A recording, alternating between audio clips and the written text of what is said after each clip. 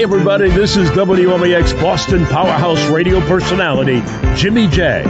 I want to introduce you to an exciting and informative podcast about a great sport I've always loved, harness racing.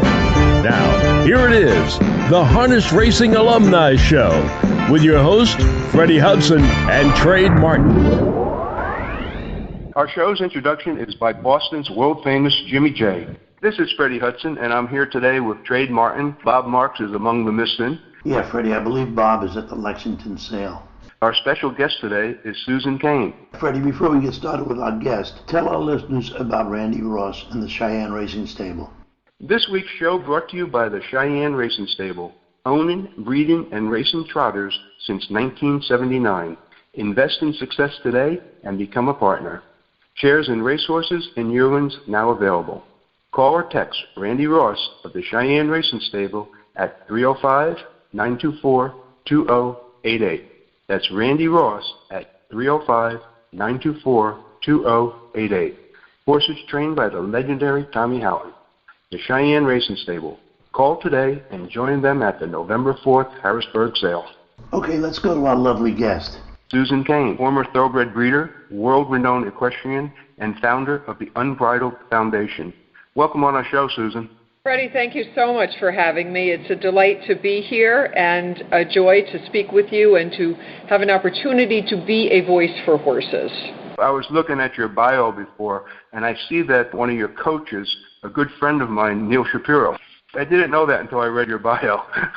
Wow. Well, Neil is one of the most influential figures in my life to this day. I rode with him for many years, and in my early teens, my mother had quite a few harness horses with Neil. So I was a weekly resident in the clubhouse at the Saratoga harness track back in the day, and I loved it because the standard-breds raced so much more frequently than the thoroughbreds. Yes, and he went up to Saratoga after he left Roosevelt. But so I'm going to move along. Susan, you're one of the world's leaders in standing up for horses' rights. How did you get involved in the horse rescue? Oh, my goodness. Well, it has been a really long, arduous journey to the point where I'm at now. And I'll give you the end of it, which really was the conclusion that I came to, was that I mixed up loving horses and the horse business. I grew up on a horse farm. In my early days, I did a lot of pony club and eventing and show jumping, and if I was not in school, I was in the barn. I was just head over heels in love with horses. And in 1977, when the New York Thoroughbred breeding program started, my mother had purchased some broodmares and became very active, breeding for the sales, breeding to get our progeny into the incentive program that New York offered, which was tremendous. And I really became a student of pedigree. And from that point forward, I was just head over heels in love with thoroughbreds specifically, loved studying their lineage back to the 3 foundation sires, visited, throughout my teenage years and early adulthood, most of the thoroughbred breeding farms in Lexington and Ocala, and in Europe, England, Ireland, France, Italy, any place I could be in the presence of a thoroughbred, that's how I wanted to spend the rest of my life. And coming out of the horse show world, I was well attuned to conditioning horses for athletic and competitive endeavors. And my horses were always, my partner, the co-creator of my dreams, and willingly they would give of themselves to do so. So to a certain degree, I entered the horse racing world with a lot of naivete, thinking that trainers and owners thought of their thoroughbreds in the same way that I addressed my thoroughbred, who was my competitive partner in the show ring.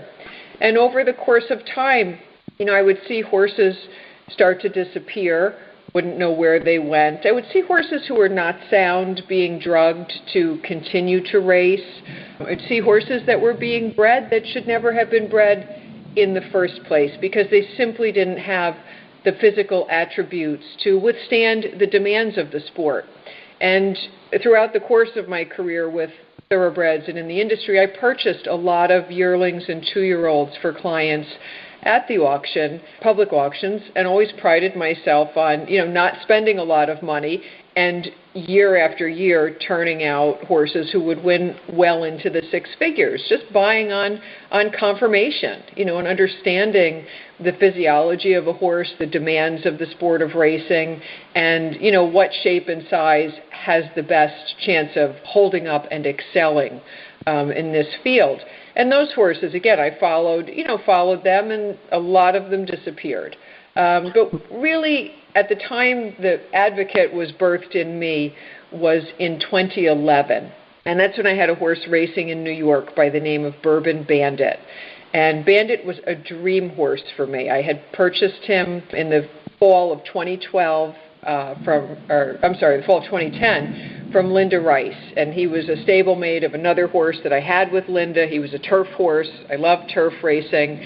And brought him home to winter and rest and get him ready for the 2011 season.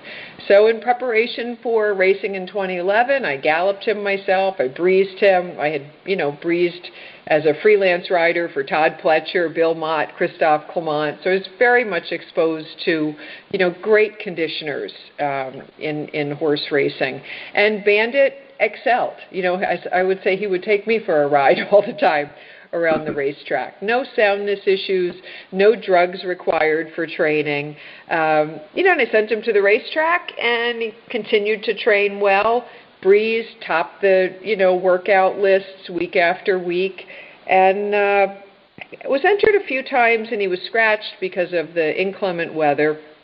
And then finally, when he did get into race, in November of 2011 at Aqueduct, it was November 5th. I was overseas at the time, but I watched his race on the computer, and he finished 4th up the rail. Looked like, it was on the dirt, not his favorite surface. Get a call from the trainer 2 days later that said, well, Bandit fractured his knee in the race. I thought to myself, that's kind of funny, because if a horse fractures his or her knee, usually they feel it. And then my husband came to me and said, Susan, what kind of drugs did they have him on? So I started to investigate, and I went to authorities, and I went to the treating veterinarians, and could not get coherent answers from anyone. Dr. Hunt was the veterinarian, Dr. Bennett. They couldn't even tell me the color of the horse, the sex of the horse. They didn't know what they gave the horse. I asked for multiple times for treatment records. When I finally got them, they didn't match the invoices. So I went to racing authorities who are charged with protecting thoroughbreds and their welfare and stopping the nonsense of drugging that shouldn't be happening inside of so many hours or days to post, which I had the records of. Nobody wanted to help me. Basically just turned a deaf ear, a blind eye, said, you know what, this is the way it is in this sport, this is how it is, go away. And I couldn't get any help from the Racing Association, from the Department of Education that licenses veterinarians in New York, not even from the Inspector General's office, who's charged with overseeing state agencies. They just routed me back to the Gaming Commission. And at that time, what I discovered for myself for the first time after decades in the industry was that these agencies and authorities, they don't have a vested interest in protecting the horse or interested in the safety of the welfare of the horse. They're interested in protecting the stakeholders in the industry and really keeping at bay from the public the degree of carnage and cronyism and corruption that goes on every single day. So I took my story to the New York Times. They vetted that story, fact-checked it 3 and 4 times. Everything I said was recorded, and Bourbon Bandit and I wound up on page 1 in September of 2012. And from that day forward, I have not stopped speaking up for the egregious amount of drug abuse and disrespect for horses going to slaughter when they finish their racing career. Well, that leads me to my next question. Recently, you were in Washington, D.C., lobbying for several bills, the SAFE Act, which would end horse slaughter, and the Horse Race Integrity Act. Meeting with the politicians, how do you feel their responses? It was very interesting to me meeting with them. You know, we were primarily with key staffers, and I also did meet with some of the lead politicians. Most of them had a basic working knowledge of the Horse Racing Integrity Act. They had been visited by the pro-LASIX consortium, to make the case that, if we take away LASIX, we're actually hurting horses, that we really, are using these drugs to help the horses. I found the politicians had open ears, open minds, and were very considerate of their constituents now having on the radar screen what we do with other non-human beings and why. Why do we need horse racing? It's getting harder and harder to justify with the breakdowns, with the lack of enforcement in the industry, and the fact that, 10 to 20,000 thoroughbreds annually shipped to slaughter.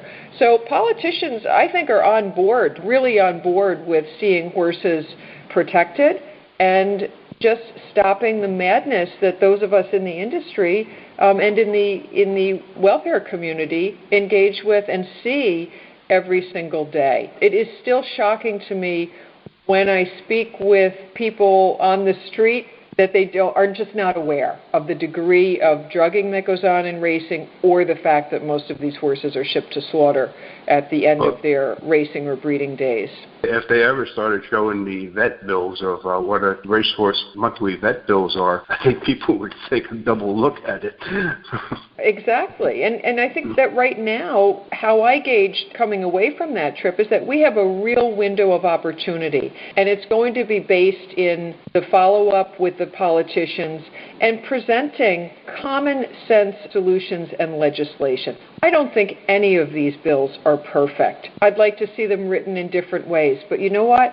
They're a lot better than the status quo right now, which is leaving horses maimed, lamed, and shipping across our borders. So that's why I went to advocate. At times I haven't opened myself up or gone forth to lobby because I'm like, well, I don't like this about the bill, or I don't like that, or gee, it really doesn't have a chance. But you know what? I can't turn around and look the horses in the eyes that I serve and tell them, well, I didn't go because I didn't think it's perfect. You know what? At this point in time, we need to get the message out. And if lobbying for the Horse Racing Integrity Act, the SAFE Act, provides a platform to let more people know what's going on, my tactic is that in educating people through the notoriety that these bills are getting, we can at least provide people with the ability to make informed choices and direct their decision-making with horses to a way that doesn't contribute to the problems that we're trying to solve. Because there are multiple pathways to participation with horses that don't involve creating lame, maimed, drugged horses or horses going to slaughter. And that's something that is very near and dear to my heart because so many people love horses and they have an affinity for horses. And what I find so egregious coming from the racing industry is that these horses are held up on a pedestal. There are equine athletes. We treat them like children.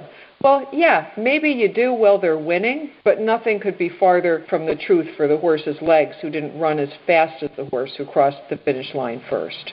On LASIX, the pro-LASIX people were saying like, oh, if you take LASIX away, horses are going to be bleeding through their nostrils and dying all over the place. What do you think of them saying that? Well, I think, first of all, Freddie, nobody needs to own a racehorse. It's a privilege. It's something that we can enjoy. And I ask people often, if we didn't have purse money, prize money, would you be racing horses? What's driving the delusion that we need to drug these horses to race them? To me, it's absolutely insane. I'll tell you a little story about LASIX.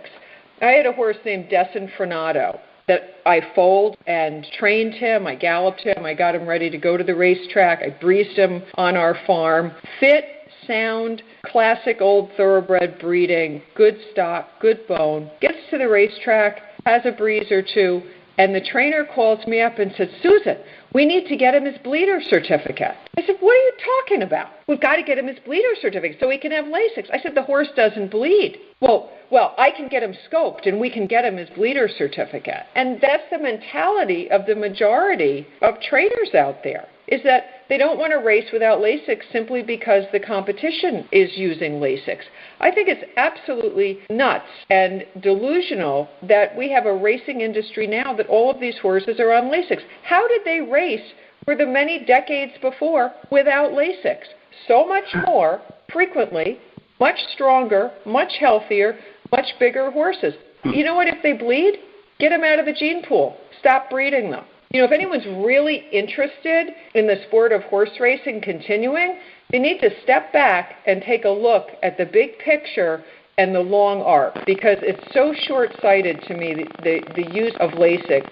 Bill Heller wrote a wonderful book years ago called Run, Baby, Run. It's probably 10 or 15 years old now, which laid forth all of the deleterious effects of Lasix on racehorses, from the fact that, which I've seen with my own two eyes repeatedly. First of all, the horses are withheld any water 5 or 6 hours prior to the race. They're entering the race dehydrated, these prized equine athletes that we treat like children. And then after the race, the vet is right back with a $100 or $200 jug to fill the electrolytes back into the horse that the horse lost while he or she was racing on Lasix. When they lose electrolytes, they're losing calcium, magnesium, potassium. They're probably demineralizing their bones just as well. So it's a really dystopian society that horse racing has devolved into. And if I was consulting to the industry who's so darn worried about its image, I would say, your image is shot. You need to stop this and start over. Start over. We're the only sport that says dehydrate. Every other sport says hydrate. Exactly. And the rise in the chips and the bone issues with the horses, there could be a correlation made with the rise in the use of Lasix because of the calcium being washed out of the body constantly, on a constant basis. So I think it's really delusional. I do know that when I was in Washington, the HSUS was my liaison to the different offices that I was in, and they had recently received a letter with 43 notable trainers who had signed it in favor of the Horse Racing Integrity Act. Now, what is disheartening is that those trainers are still currently training on Lasix and racing on Lasix. And that is what I find so disingenuous about the thoroughbred industry, is that what they posit and the changes they seek to make, they don't act on them, right? You want to stop Lasix? Lead by example. Stop using Lasix and start conditioning your horses. Train them differently if they're bleeding. Susan, we're running out of time, so I want to close this now. Please tell our listeners how they can help support the Unbridled Foundation. Oh, thank you so much. Well, we have a website, unbridledfoundation.org.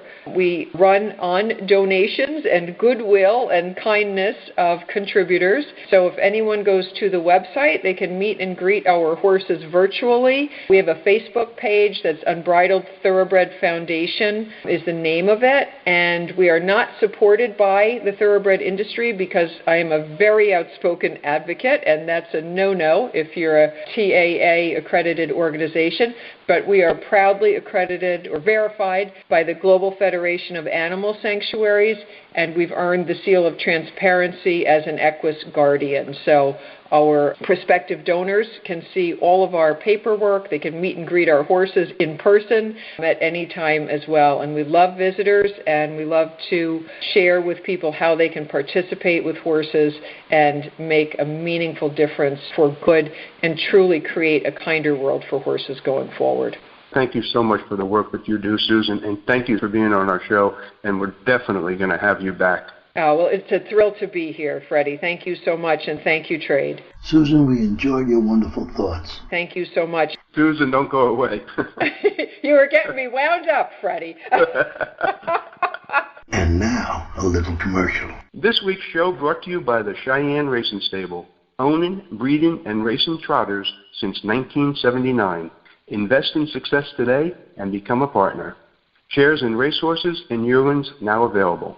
Call or text Randy Ross of the Cheyenne Racing Stable at 305-924-2333. 305-924-2088. That's Randy Ross at 305-924-2088. Horses trained by the legendary Tommy Houghton, the Cheyenne Racing Stable. Call today and join them at the November 4th Harrisburg sale. This is Freddie Hudson with Trade Martin. Thanks for listening, and don't forget to tune in next week. The Harness Racing Alumni Show